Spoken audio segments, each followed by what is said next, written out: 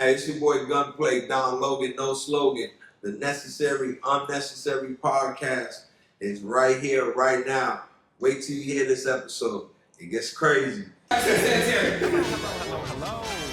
Ladies and gentlemen, we're not live recording. You are now tuned in. No. The Necessary, Unnecessary podcast. Yeah. Hello. Welcome to the Necessary Unnecessary podcast. I'm your host, Nip Swag. This is your host, Frisco in the building, and we have a very necessary guest in this motherfucker today. We got Gunplay. Yo, lum. How you doing, Gunplay? I'm blessed beyond belief, man. It's been a long day, but I have to tell my story. Yeah. I have to tell my story. Everybody's been the narrative has been controlled for so long. Mm-hmm. It's finally time. I wasn't too quick to do it. I said, let me come out with some material that can convey these emotions to my audience, my loyal audience, my loyal fans, and everybody behind the scenes that was rooting for me. This EP, 5-song EP is for y'all. You know what I'm saying? If you like Bible on the Dash, I got 5 on it. You know what I'm saying? So I need some ears on this one. You know, I need you to get on your Spotify. I need you to download this. I need you to put it on repeat, put it in your playlist, wake up to it, go to sleep with it, just leave it on play because it's a lot of emotions. Especially if you got some pain or you've been through anything of what I've been through with these females and trying to actually be a husband and do the right thing for the first time and then, you know, flip, switch, and then next thing you know, I'm fighting for my freedom, 15 years sentence, you know what I'm saying? So, yeah. So you going on a tour, Baby Savage. Tell me about the tour. Yeah, so shout out my dog, Baby Savage.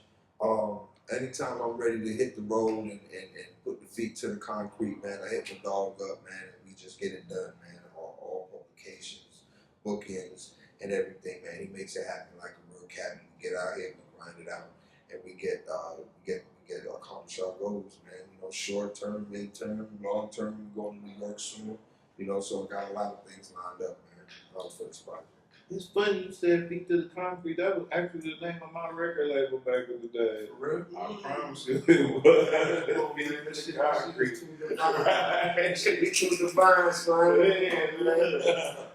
So, I'm going to tell you how I got up on you.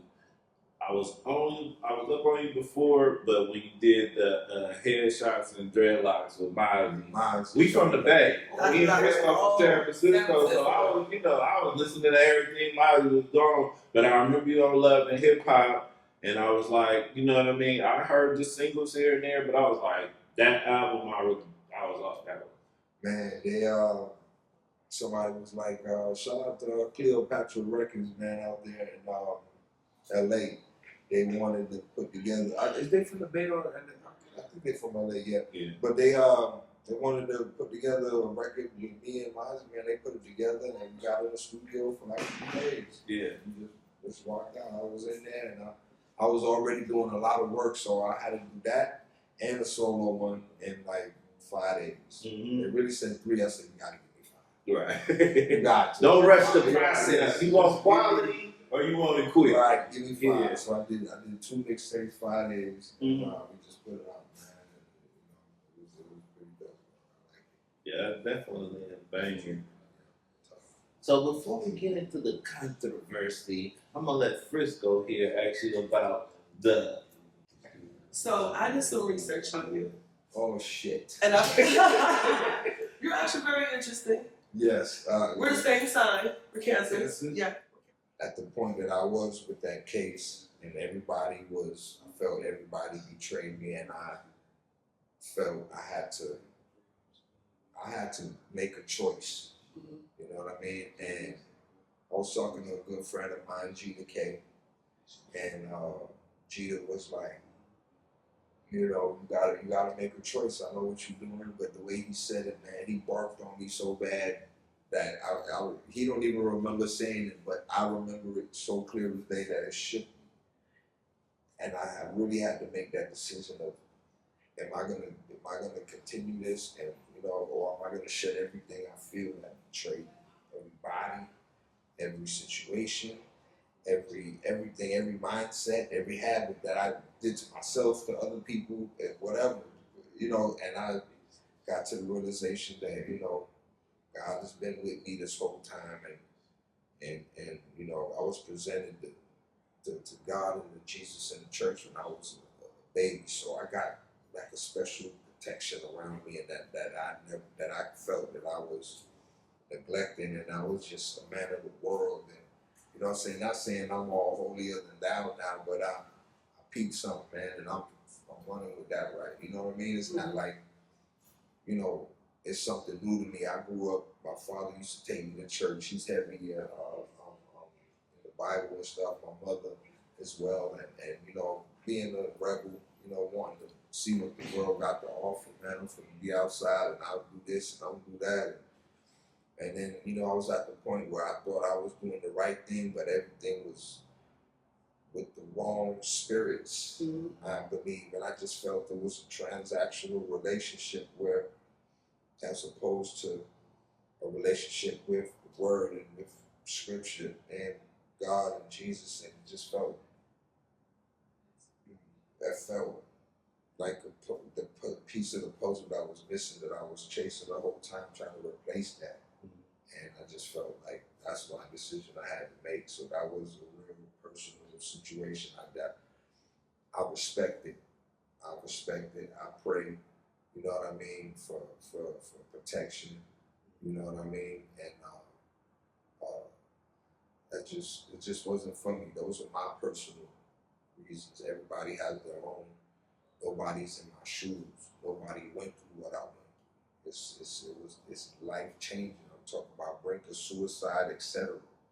It's something I suggest somebody, you go through it. It will turn you into a different monster, put a different battery in your back. Right. Was that before or after Bible on the Dash?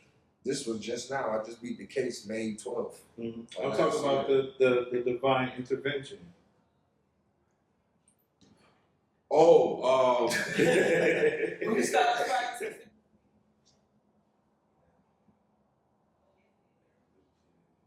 hold on, get it down low. Uh-huh.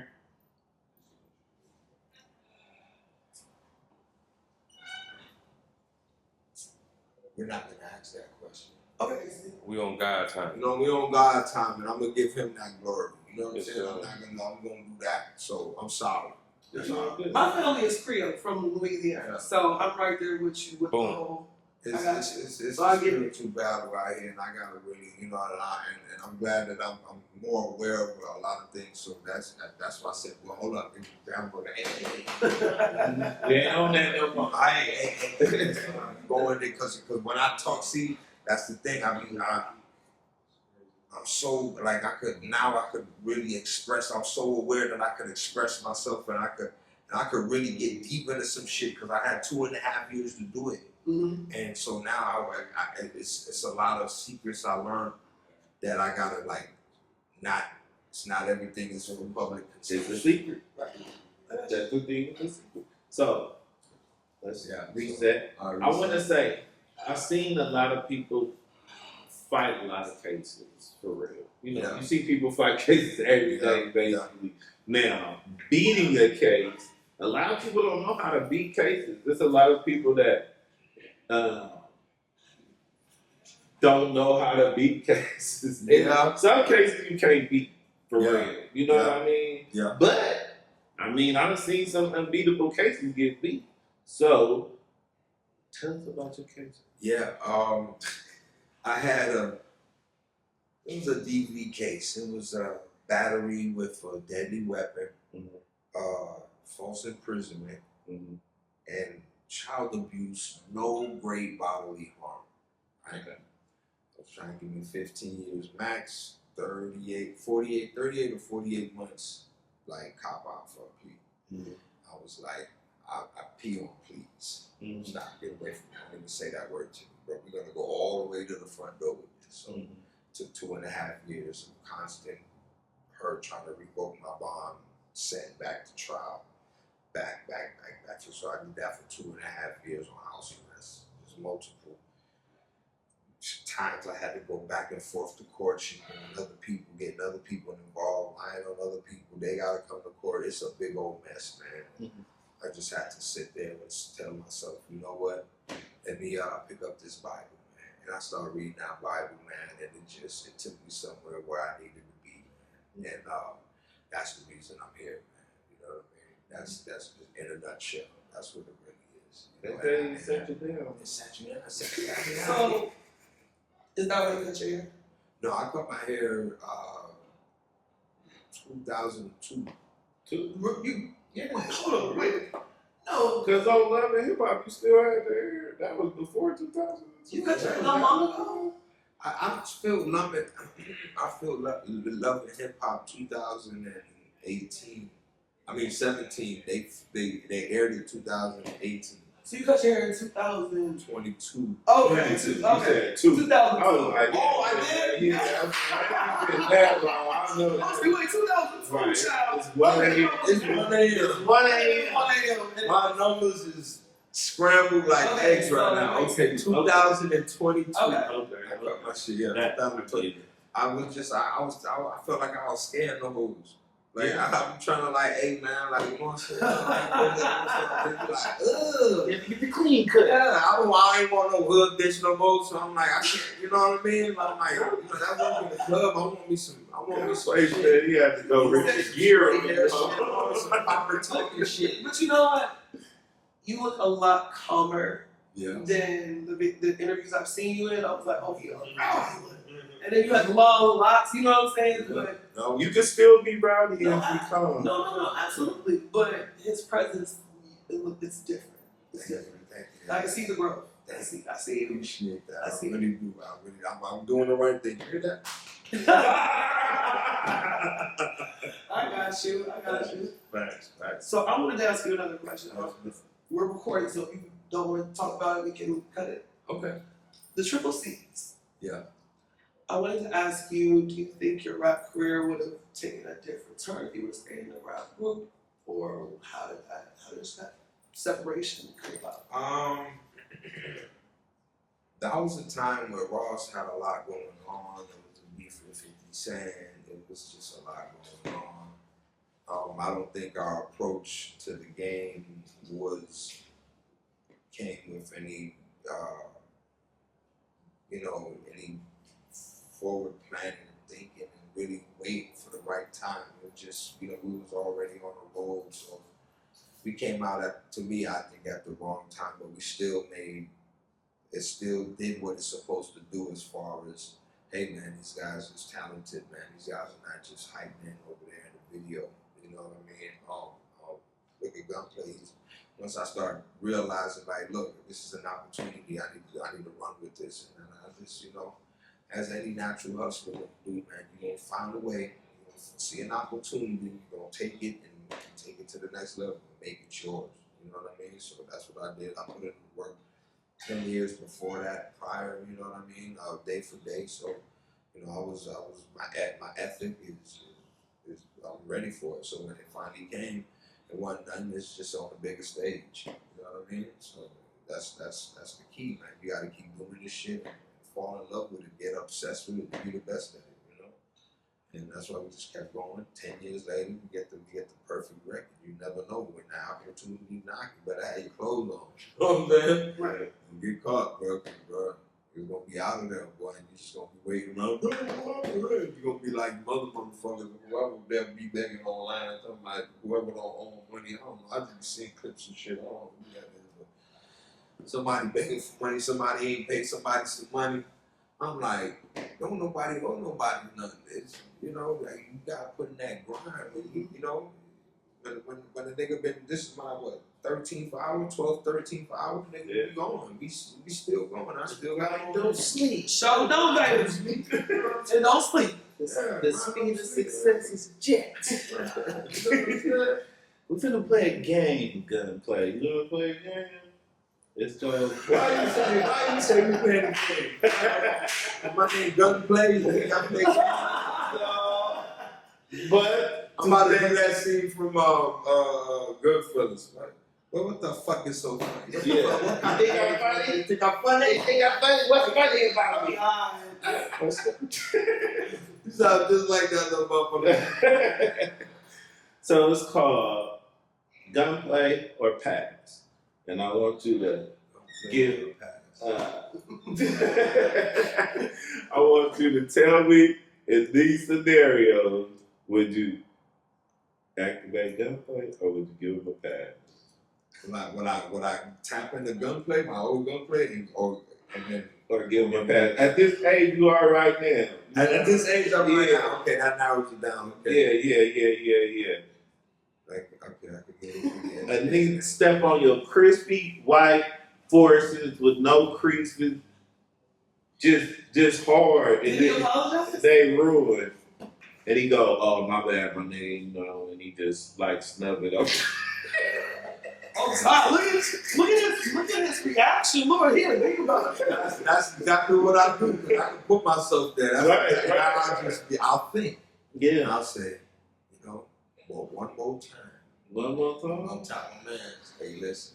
I'm gonna just give him that look, and he gonna know. And I'm gonna look at dog that just stepped on my feet, and I'm gonna look back at him, nigga. That's all I gotta say. And then if anything happens, you already know, boy. You on that man top. But no, it's because the second time would be disrespectful. Right. Yeah. It was a Now time. you trying me now. You can go in. Look how big this fucking menu is. Why you over here? Right. You come over here again, you're gonna be right there. They're gonna kick you up. Gunplay is just two shoes, not one. So we're gonna say pass. Because the initial instinct was not gunplay. It was. Cause I had to think about that of like, You been in that situation before? yeah, and it. You know what triggered me? That club bump. When they just bump into you, yeah. like, oh man, it'd be like reflexes. Like, come on. Nah, man. so listen. He reacted like he We ain't reacted. gonna talk about club shit. I got this, so forget it. Yeah. Shit. Yeah. Like, I Listen, always you sit here. familiar with the Bay? It's like she used to get turned out. Yeah, every I've been day. You know what I mean? shopping, man. Yeah. So I think Miami and the Bay Area had that in common. Like it's just constantly up. Yeah. Any second it could be up all the time. It's it go to the extreme over nothing. Yeah. And it's just always just up and down to it, down everybody into I gotta, it. And you don't remember how it started. respect. I gotta respect that. I gotta respect that Oakland. I gotta respect that Bay. I gotta respect that boy. I got to. Yeah. Because you've been on the I've been out there, man. Yeah. That shit. Boy, that shit, yeah, I fuck with it. The people be like, I fuck with it. is San Francisco really like that? Like Boy, that? I was like, shit. I was going through it. Don't I slip. was tell you. You know, yeah, it was Yeah. awful. Yeah. Every day. Yeah, that is what it is, man. He went some, he lose some, man. I think it's karmic debt being repaid in life. Because the amount of time that doesn't happen, you know what I'm saying? If anything, So, man, the Bay is definitely a place you gotta respect. You got to. So you moved to Miami when you was how? 10, Where did you move from? New York. New York. What part of New York? Born from Queens. I went to school at PS 156 in Laurelton. Mm-hmm. But then I would transit from South Ozone Park, South in Jamaica, Queens, South Ozone, in the daytime. In the morning, I'll transit from South Ozone to Laurelton to go to school there, wait at my grandfather's house across the street until my mama get off of work, pick me back up, take me back to Ozone Park at nighttime. And then weekends, my old boy would come get me from South Bronx, and we'll go fishing on the Bronx Queen, we'll go to Long Island Sound, we'll go to Sheepshead Bay, we'll go to Montauk. And I was a kid, man, catching 10, 15 pound bluefish, you know what I mean? So I've been, that's how I really got into fishing and everything, man, with my old boy and shit. So usually people from New York, I don't care if they moved from there when they was two, they hard to identify with from another area for real. Like they take that New York with them so Yeah. much, and they only live. You know, they could have moved when they was 5. I'm from New York, and they, you know what I mean. So to identify, how was that transition? Because New York and Miami is like two different worlds. So definitely, like, it was a change in pace. It was much slower. It was at the first night I got here, I had a heat rash, broke out with little itty bitty bumps all over my body. The heat was just, I couldn't understand it. I couldn't breathe. It was like, oh my God. And I don't know what happened, but when I was in PS 156 in New York, I was like really on my school shit. I was in gifted class, you know, so shout out to Miss Jives. I don't know if she's still alive, but you know what I mean? She was one of the gifted teachers. So when I got here, first 9 weeks, DD, F, second 9 weeks, DD, F, third 9 weeks. 7th grade, I'm in dropout prevention, DOP. I'm doing 1 + 1, 2, 3 + 3, 6. When you finish that, you can go play Nintendo. They got volleyball. Fingering bitches over there. Shit get dark, dude. Don't Yeah. Why? It's crazy. Like, it's just like, all right, then the 8th grade came, where, you know what I'm saying, got your charge, and then I'm like, all right, though. Then about 15, I said, you know what, my mama said, I heard her say something about school ain't for everybody. That is true. That's the only thing I heard you just say. Yeah, Right. I quit. And then that year I met Ross, and 10 years later, literally. Did you ever go back, or you just? No, I had a point. Did you get your GED in jail? Nah, you just said, I'm up, and we out. See, now that I know what I know, more than just like life experiences, but the history of things and the educational system and what it's founded on and the program, it's a sham. That's why I'm so in tune with the energy and shit that I never felt school. Even when I was doing good, I'm like, I'm only really doing good because my grandfather back in the day would give me like $5 every Friday if I pass a little test, and I used to take that back candy, flip it up. So I'm trying to, I'm already doing my little hustle shit like at that age, little shit. In elementary, selling little candies and shit. And I'm thinking that's what I'm trying to get some money, man. Like, and then. I mean, a lot of people are raised their family instilling them that school equals success. You gotta go to school to be successful. I went outside on my front porch this thing, Pittsburgh, selling crackers, saying that ain't true. Cause this thing's successful right here. I used to test in honors classes, but I never would go to class. Every time I go to class, I'll be like, this shit's stupid. And be at school all day with the one class just up there. That's one class I had life. It was history class. I like English. Subconsciously, I always was in that class. I would make sure, not even now, I would just be in there, though, because I don't know what it was. And then they showed me that movie, what's that movie? When they showed everybody in history class, Glory? Shaka Zulu. Auschwitz. I'm like, extremely. What? Oh, you saw that at school? School. What? I didn't see the that. first time it took 3 days. With the Nazis? It took 3 days. That was a really tough movie to watch. 3 That days. shit was rough. That's the first time I saw it, and that's when I was like, yeah, I fuck with history class, but this shit lit. Mine was English. I'll be in English. I ain't forgot the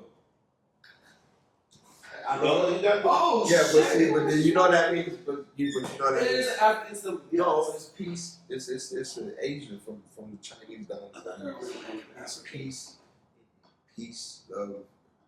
It is the fact that they steal it from another culture. Absolutely, they sure did turn it into a hate symbol.